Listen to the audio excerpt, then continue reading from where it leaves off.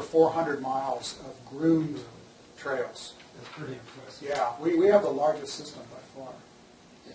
That's quite a commitment to encourage people to come here and use the town as a base and recreate. Absolutely, and I want to point out that a lot of those, most of that's run by volunteers, so the groomers are run by volunteers.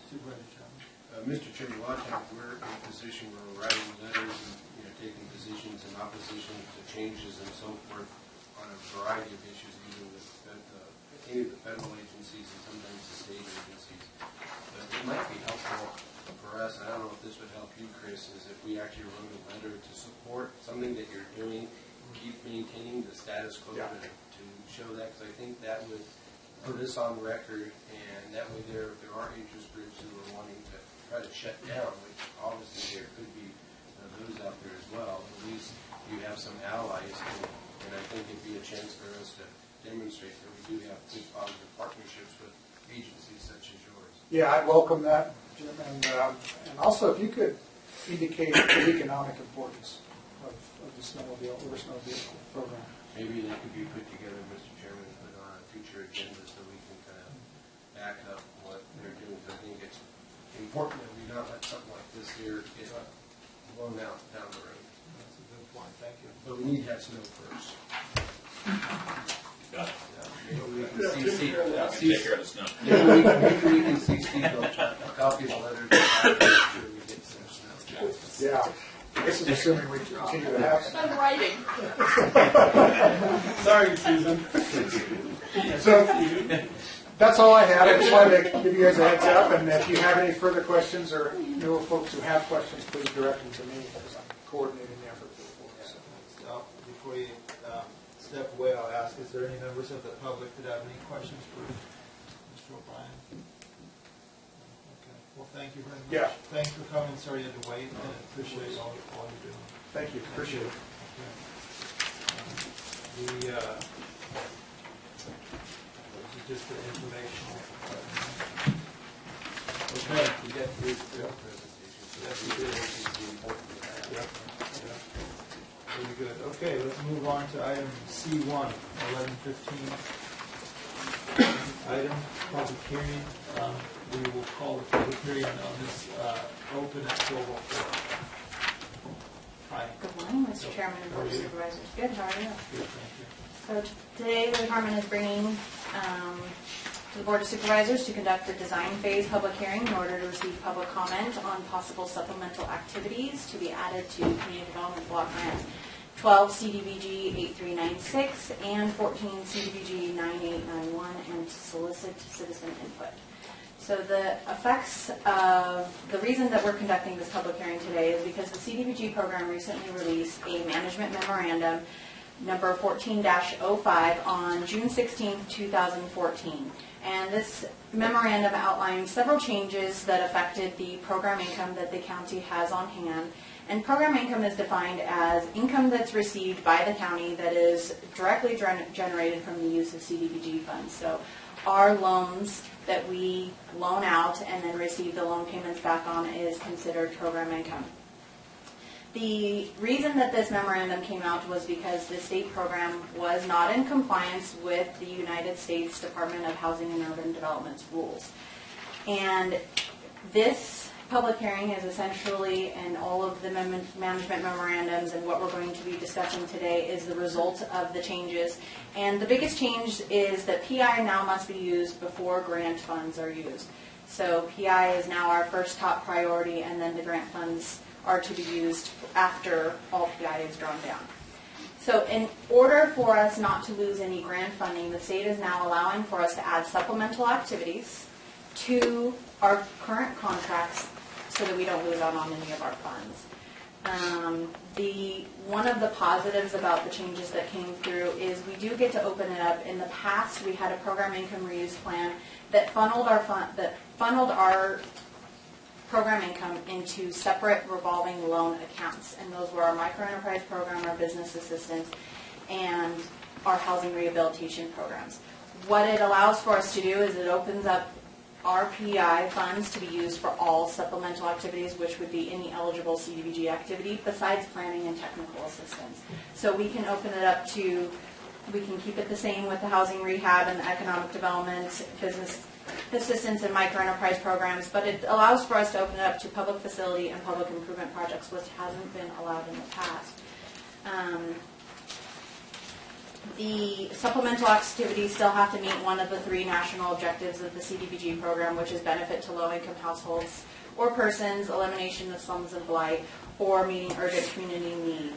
And this is just a public hearing to get comments on what we think that the supplemental activities could be for the adding of those 2 grants, but in the next process, we still have to hold another required public hearing before we submit to the state CDBG program, and that's essentially going to be identifying the supplemental activities that will be added.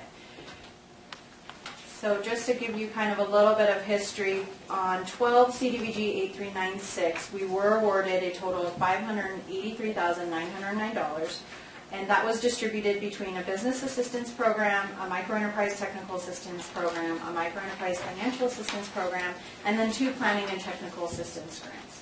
And then our newly recently awarded 14 CDBG 9891 is an additional funds for our business assistance program, our microenterprise programs, and then we were awarded more funds for our housing rehab program. The county is projecting to receive approximately $163,425 of PI within the next 3 fiscal years. Broken down, that's a total of $54,475 each year. And the reason that we're projecting for 3 years is because 1 year, a portion of that will be added to our 2012 grant since it expires this year, and then 2 years of that program income will be added to our 14 grant. And so it's essentially helping us plan for what we think those monies might be used for. This number can increase or decrease based off of loans that we make, loan payments that we receive, and any loan payoffs that are going to happen. But based off of the amount of loans in our loan portfolio as we speak now, this is the amount that we're expecting to receive over the next 3 years. So as I said, the eligible projects that we can look into are extending more money into our business assistance, financial assistance program, our 2 microenterprise technical assistance and financial assistance programs, housing property project acquisition for multifamily housing, home ownership assistance, housing rehabilitation for multifamily rental, public improvements, public facilities, and public services, which are limited to 15% of the amount that we have. That's a CDBG requirement. So the fiscal impact, something else that we're going to want to be looking into is how much general administration and activity delivery costs are going to be reimbursed to the county. Program income is eligible to receive up to 17% of the total amount in general administration costs. So that is just basically all costs for the division administering the CDBG program income, and that's 17%, which would equal about $9,261 a year. And then based off of the actual activities, supplemental activities that are chosen, a portion of that amount is allowed for activity delivery, and that's broken down for each activity to what percentage we would be able to receive. So essentially this public hearing is to gather comments on and to provide direction on which supplemental activities might be added to those 2 contracts. You're welcome. I have a couple of questions. So Sure. the 163,000 or 54,000 a year from programmed income, because you say it's expected, but is that, those are loans, that's income on loans that are already secured and Yes. operating? Yes. So the only way, So it's not forecasting. yeah, you wouldn't get that is if the people went bad on the loan. Yes. And then, so the sources of income, the program income and the administering of the grant? So the general administration is the percentage that we will receive off of the program income that we receive. So that's going to be loan portfolio management costs, CDBG administration costs of my time for take, for example, this public hearing. This is a general administration cost. So and that's another 9,000 a year off of what's already been. Off of the 54,475. So that leaves $45,214 a year for the next 3 years to be divided between activity delivery and activity costs. So the total income, would it be the 54,475 plus the 9,200? No, it's subtracting from.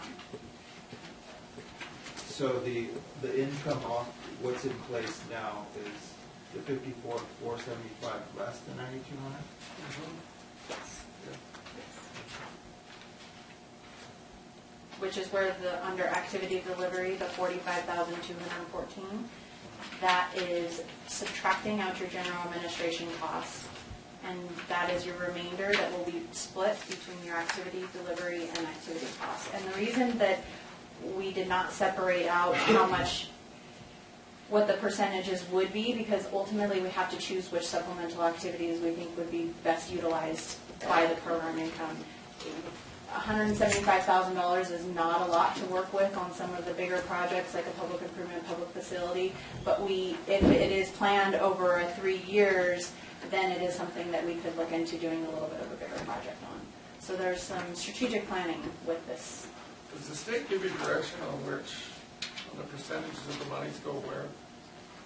As far as For, like the public your services? low-income housing and your regular housing, and how do we come to those figures? Which figures? I'm sorry. That's kind of the purpose of this hearing, is Oh, okay. to discuss the. Oh, okay, yes. So This hasn't been done in the past. This is all new rules, so we're all learning. They became effective as of July 1st of 2014. The CDBG program held several roundtable discussions to discuss with the jurisdictions that this was going to be basically affecting, because these are rules that we've never seen before. Like I said, in the past, our revolving loan accounts, we were able to funnel the funds into those, and then as we had available funds to loan out, that's how it went. Now it's on a first-come, first-served basis no matter what, and they're allowing us to do this so that we don't lose out on any of our grant funds, because that's essentially what would happen if they didn't allow for these supplemental activities. So this item that you're given here lists the expected income, but obviously if you loan out this other money, the income's going to go up. Yes, and so then it'll increase as we go. So these income sources here, the 54, that's just for one part of your That's 1 year. program. That's Right. 1 year that we Right. receive on program. Yeah, but this doesn't include all the other facets of your. No. This does not include the activity delivery and general administration from the grants. It will increase the entire grant number. And so it's a flow system. So the PI comes out first and will pay for the costs as we spend them. And then the remainder of the grant funds will flow down and fund those supplemental activities. But this has to do just with income off the CDBG. Program income. And then there's other Yes. stuff Yes. as well under your umbrella of money, right? Yeah. Which this does not take into account any of that. Right. Yeah, okay. So my question would be, what would the negative, and I'm looking for, maybe for you and from Richard, what would the negative be to get involved in this, and then if we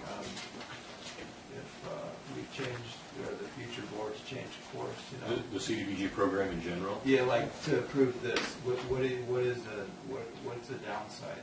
I don't see much downside in this reuse plan of these funding. The issue becomes, is there enough there to support the function? So we're spending whatever the budget is for this division, and out of this program, we're able to fund maybe $9,200, $9,300 of that program if everybody makes a payment. And that's obviously not enough to fund the entire division, right? So we need other sources. So are we running into a problem on that money? I think payments are generally coming in pretty well right now. But I We have all wouldn't. loans paying on time. I don't think it'd be probably appropriate to anticipate 100% repayment. No. But doesn't the PI also offset the cost of the? It The does. the program income, which is the 9261. Yeah, it's not just the 9,200. That is, out of this program, that's was allowed towards general administration. Oh, that's it. Yeah. It goes toward, so the balance. But that doesn't include activity delivery, but activity delivery can only be spent when activity funds are spent. So if we are not running the programs, then we cannot capture that activity delivery cost. And so essentially we're being unfunded at that point, which I think is one of the biggest problems in the past, without having the loans going through. And now that we're able to generate that income, we're seeing a return of the activity delivery. So the balance then of the program income you have listed as 54,475 a year. When you minus out the 92, those funds go back to the. They need to be spent on a they will project. they will stay in the trust account and then expended on CDBG expenditures as we filter them through Okay. on whichever grant is tied to it. That's So what. that helps finance your overhead in the application. No, out of the 54,000, Just the Right. 9,200 can go to general administration. The rest of it goes to maybe fund another loan or another That's what project. Exactly. So again, like with, should we approve this? What I'm saying is. Yes, I think, No, what I'm saying, if we approve it, I'm gonna ask you, should. Let's cut to Should the we, fat. if we approve it, okay? What I'm asking is, and if, just say a future boards or whatever, look at it and say, hey, we don't feel we're getting bang for our buck. By approving this today, does it eliminate or put a strain or a burden or make it so they can't really unwind Yeah, it? Future boards to change the course? No, yeah, I mean, does Not it force? knowing what the rules are going to change with the state, my opinion now is that this would be a wise way to approach the program and will allow us to take that general administration. Right now, at this time, we're just having a public hearing for information, there's no action to take to approve it. Right, and maybe Jenna could talk about when we come back and have that discussion. But I think to speak to Mr. Wassick's overall question, a broader question is, what programs are we going to operate in the future? We pick a menu of stuff off of Supernova every 4 years or whatever it is, 2 years, and so that's really when that conversation should be had about, what's working, what's not working, should we switch to a different program, et cetera. But ultimately, because these rules were implemented after the NOFAs were released, this is the state's opportunity to allow for us to add to those contracts. So we do have to do our part and do this for public hearing and citizen participation. Having the supplemental activities, we can do a contract change in the future. It does not lock us into these activities. Ultimately, if in the future the board decides that program income is something they not want to do, we always have the option to return it to the state. So. Any other questions? Sorry, I didn't hog over. No, it's okay. So I just want to clarify, so this is not going to add to our exposure or liability going into this necessarily. It's going to be more of a benefit. That's a difficult question to answer with a yes or no. Possibly. So, what we're talking about here is, we've had grants in the past. Some of those grants have repaid their loans or what grants or what have you. We've gone into this status called program income. So the reuse of that program income is the purpose of this hearing. What we're going to do with that. Now, the state will allow us, if we spend it on their authorized functions, activities, to retain some of it for general administrative costs, and that's the $9,200. Now, engaging in future projects obviously puts us at some liability risk, as we've seen in the past. However, the alternative, as Jenna suggested, is basically sending the money back to the state and then not taking the $9,200. You are exactly right. And so Does that give you a nice yes or no? If I could, Real good. Supervisor. yeah, if I could comment on that, I think it's really the rule of diminishing returns. You're going to get your biggest bang for the buck with the initial grant. So as those monies are being paid back, it has to go to somebody that comes to us. So we wind up collecting it. So the question is, do we give it back to the state, or do we reutilize it for that same grant? In this case, they're giving us some latitude to maybe repurpose it to do that. But if it costs us $20,000 to recapture the $9,200 in order to make the $15,000 or $50,000 available for some repurposed amount, I think that's the issue that the board has to address. In my experience in watching these community development block grant things work out, the rule of diminishing returns works to our disadvantage for the long term. So, the board at one point bought into a particular grant in a particular grant cycle, and this idea, because when it goes back to the state now, they've got to decide what they've got to do with this money. They've got to explain to their higher-ups why all of a sudden now they've got $500 million laying around from all these funds of grants that came back to them from the localities. And, of course, they're in turn getting the pressure put on them from the feds, who are saying, we gave you this money to do this stuff, and now this money is flowing back the other direction. The problem is there's not enough administrative dollars in the process for at the local level, at the state level, let alone at the federal level, to justify the dollar amounts that are going to be put out there on the street. And at some point, you've got to learn and know when to draw the line and cut your loss, and that's the rule of diminishing return. And I think that's where this program is at. So I'm in favor, if we do anything, is just give the money back to the state, forego the $9,200, because I know we're going to save ourselves $25,000 worth of additional expense that Jenna doesn't have in her budget. And I'd rather take the $25,000 and give it to Joel and go out and do some more trails or something.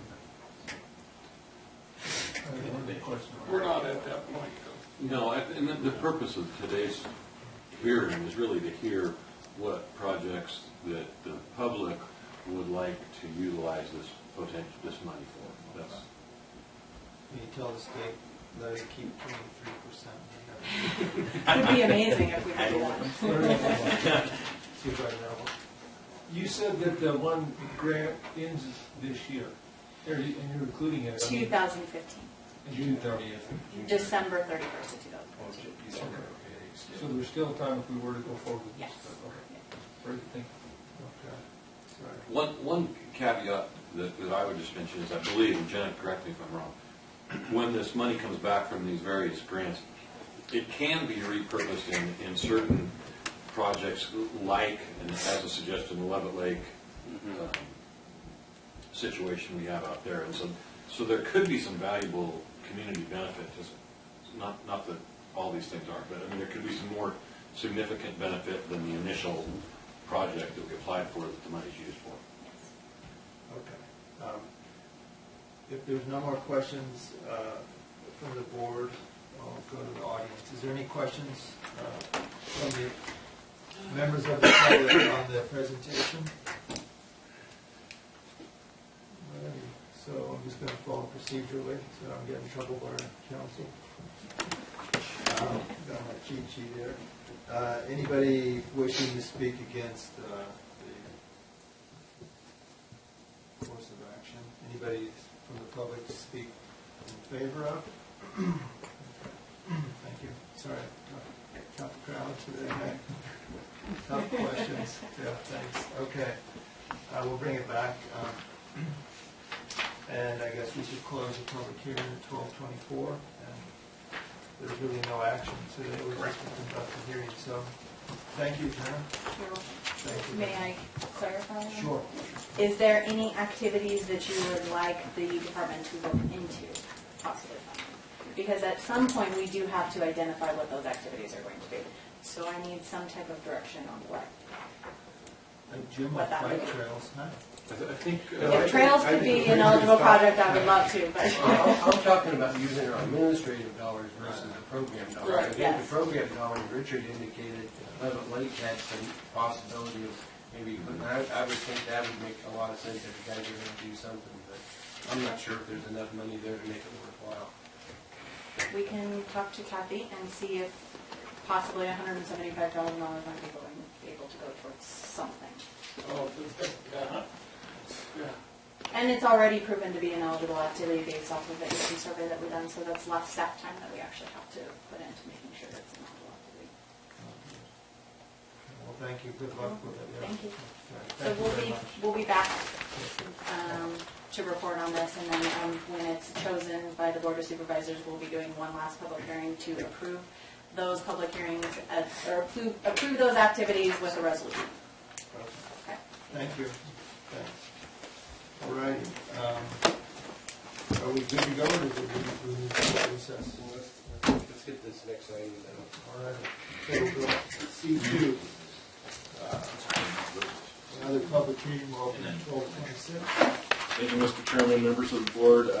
We're here to conduct a public hearing to consider the correctness and reasonableness of the recordation of a lien in the office of the Lassen County Recorder in an effort to recover the costs incurred in the execution of an abatement of a public nuisance as ordered by the Lassen Board of Supervisors on January 22nd, 2013 through Resolution 13002. The abated property is located at 464 715 Church Street North, their church in Janesville, California. APN 129599023. The property was owned, or the estate, it is the estate of Melba Beckett, who is deceased. And this is a code enforcement case 2008-056. I'm asking today that the board receive the report and adopt a resolution directing staff to record a lien with the Office of Lassen County Recorder. To date, the county has spent $17,769.53. This is a growing number. What I'm doing today is really putting a placeholder as we go along with this abatement, because we're nervous that the property might change ownership at any moment, and so we're going to be in here as we go along with this abatement. Hopefully the next one will be the last one. While we're at 17 right now, I know that in the interim of this board packet, we've spent an additional $5,000, and we expect to expend another $9,500 to remedy the entire abatement, which would be a total cost of $32,269.53. And It looks clean up there. it does. Well, it looks clean, but I got to tell you that, and why this, it was hard to estimate what the cost would be for this place. If anybody's ever been there, you know that there was a significant amount of debris and rubbish, and the person went to great lengths to make it hard to clean up, basically. And when you find something, it's like you dig it up and you find more. And so that has been the case. We've found a hand-dug well that we got to remedy that safety issue, etc. But it's been going well. It looks a lot better. We're moving forward, so I expect to be back in front of the board in the coming month with the total cost of the abatement. But like I said, this is a placeholder in case something should occur with property ownership. Is the yard sale stuff all on there? As far as I know, everything is from the road. It looks great. Mr. Chairman, we should probably open this as a public I hearing. did. You did. Oh, you did? Oh, okay, I'm sorry. Okay, I I did missed not that. hear the time. Oh, is there? 12:26. Thank you. I wrote it down. I'm sorry. Thank you. Sorry to interrupt. That's okay. That was pretty much it. I know there's some people in the audience have been patiently waiting for this public hearing, so unless there's any question on my staff report, I'll... Yeah. Any questions of board members? Staff report? Okay, thanks. Okay, so we will go to the audience now. Is there any questions at this time? Staff report? Yes, I don't mean to interrupt. Point of order. This is a public hearing. We're receiving evidence. You should be sworn, I believe. And that is the evidence upon which the lien is based in part. Is that correct, Mr. Planning and Building Services? I wasn't aware that I needed to be sworn, All right. but It's your lien. That's a nice choice. Okay, we need to swear everybody, anybody, staff members or members of the offering board. all those who think they might speak on this subject matter, please stand. Yes, Go. do you swear the testimony that you give in this proceeding will be the truth, the whole truth, and nothing but the truth? I do. What I said earlier stands.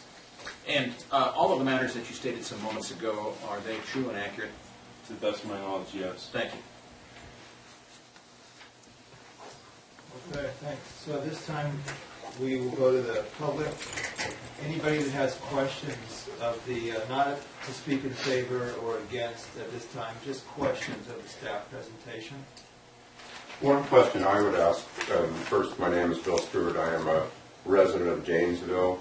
More specifically, my property abuts Melva Beckett's estate property. I'd be very interested in seeing the residence removed. I believe it to be